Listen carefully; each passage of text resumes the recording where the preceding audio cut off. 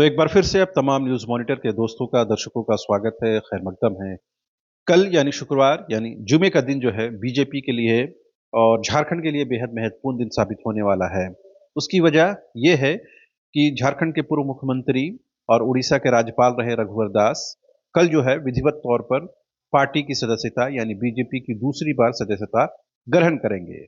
और खबरों के मुताबिक सूत्रों के मुताबिक उनको झारखंड बीजेपी प्रदेश इकाई की जिम्मेदारी मिलने जा रही है। ऐसे में रघुवर दास के लिए, पूरी पार्टी के लिए, पूरी इकाई के लिए कल का दिन बेहद महत्वपूर्ण साबित होने वाला है।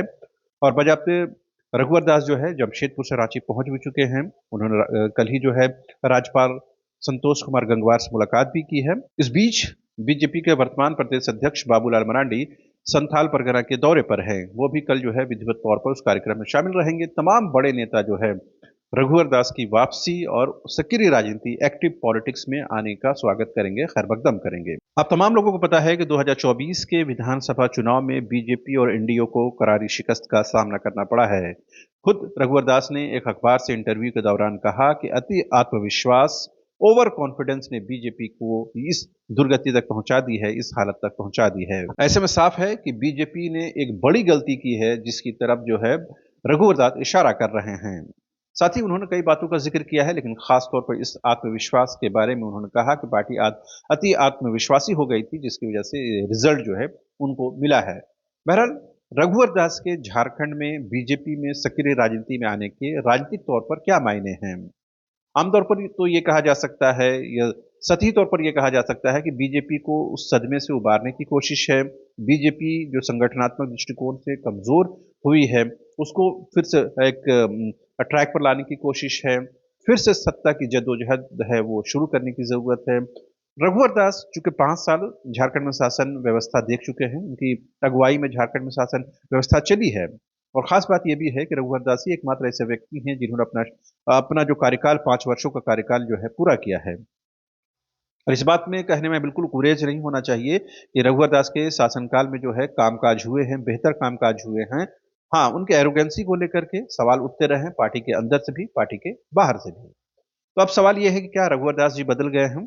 क्या रघुवर दास इतने अंतराल के बाद फिर से जो एक्टिव पॉलिटिक्स में कदम रख रहे हैं, क्या उनका मन मस्तिष्क बदल गया है? क्या पहले वाले रघुवर दास नहीं हैं, अब नए रघुवर दास हैं? क्या रघुवर दास के आने से वाकई में पार्टी में जान, स्फूर्ति पैदा होगी? ये आने वाले दिनों में साबित होगा। लेकिन फिलहाल तो ये माना जा रहा है कि रघुवर दास को इस वजह से ही झारखंड बीजेपी में लाया गया है, ताकि संगठनात्मक दृष्टिकोण से बीजेपी को मजबूत किया जाए।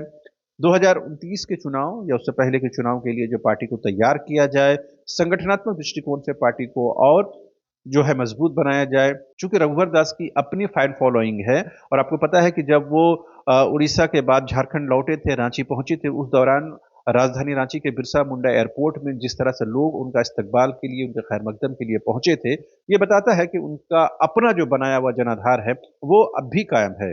ये अलग बात है, पार्टी के बड़े नेता उस दौरान मौजूद नहीं रहे, हालांकि बहुत सारे लोग मौजूद रहे, जिसमें कई सांसद, कई विधायक, कई पूर्व मंत्री भी मौजूद रहे। बावजूद इसके उनके जो अपने लोग थे, जो अपनी उनकी लॉबी थी, उसमें बहुत ज्यादातर कसीर तादाद में वो लोग मौजूद थे। तो जाहिर सी बात है, रघुवर दास फिर से अगर बागडोर संभालते हैं तो कहीं ना कहीं वो लॉबी फिर से एक्टिव होगी और पार्टी को अपने अकॉर्डिंग चलाने की कोशिश करेगी। लेकिन ये हमें याद रखने की जरूरत है कि अब जो वर्तमान में इंडिया गठबंधन की सरकार चल रही है, 56 इंच सीना वाली सरकार चल रही है, और मैया योजना की लोकप्रियता ने हेमंत सोरेन को और उनकी सरकार को जो है बुलंदी पहुंचाई है। यही वजह है कि पार्टी चाहे कांग्रेस हो, जेएमएम हो, आरजेडी हो या लेफ्ट हो, वो कहीं ना कहीं अपने आप को मजबूत समझती हैं। ऐसे में क्या रघुवर दास इस मजबूत सरकार, जिसकी नींव बेहद मजबूत है, जिसके आंकड़े बेहद मजबूत हैं, जो कहीं न कहीं टस से मस होने की कोशिश भी नहीं की जा सकती है उस गठबंधन को लेकर के, ऐसे में क्या रघुवर दास क्या कुछ कर पाएंगे? क्या रघुवर दास सरकार को ये बता पाएंगे कि वो आ गए हैं और अब कहीं न कहीं चीजें जो है बदलेंगी? हालांकि लगातार जो झारखंड मुक्ति मोर्चा के ट्विटर हैंडल से, सोशल मीडिया प्लेटफॉर्म के माध्यम से लगातार उनके आने को लेकर के कटाक्ष किया जा रहा है, एक तरह से व्यंग करने की कोशिश की जा रही है, तंज कसने की कोशिश की जा रही है। और ये बताने की कोशिश की जा रही है कि रघुवर दास के आने या जाने से झारखंड की राजनीति प्रभावित नहीं होती है, कि रघुवर दास की वापसी से बीजेपी मजबूत होती हुई ज़रूर नज़र आ रही है और कहीं न कहीं वो असर भी दिखाने की कोशिश करेंगे। तो ज़ाहिर-सी बात है, देखना दिलचस्प होगा कि कल जब शुक्रवार के दिन, जुमे के दिन रघुवर दास विधिवत तौर पर पार्टी में शामिल होंगे, तो कब उनकी प्रदेश इकाई की ज़िम्मेदारी उनको मिलती है, कब विधिवत तौर पर वो कामकाज शुरू करते हैं और कब से पार्टी संगठन में बदलाव हमें देखने को मिलता है या झारखंड के स्तर पर देखने को मिलता है। लेकिन अगर केंद्रीय नेतृत्व ने इस बात का फैसला किया है, तो ज़ाहिर-सी बात है, कहीं न कहीं सोच समझ कर ही फैसला किया होगा। अब रघुवर दास को उस फैसले को सही साबित करना है। बहरहाल, हम तमाम जो लोग हैं रघुवर दास के आने का इंतज़ार कर रहे हैं और देखना दिलचस्प होगा कि रघुवर दास के आने के बाद झारखंड की सियासत, झारखंड की राजनीति में कितनी तब्दीली आती है। तो अभी के लिए इतना ही। आप तमाम दर्शकों का एक बार फिर से शुक्रिया। Thank you so much.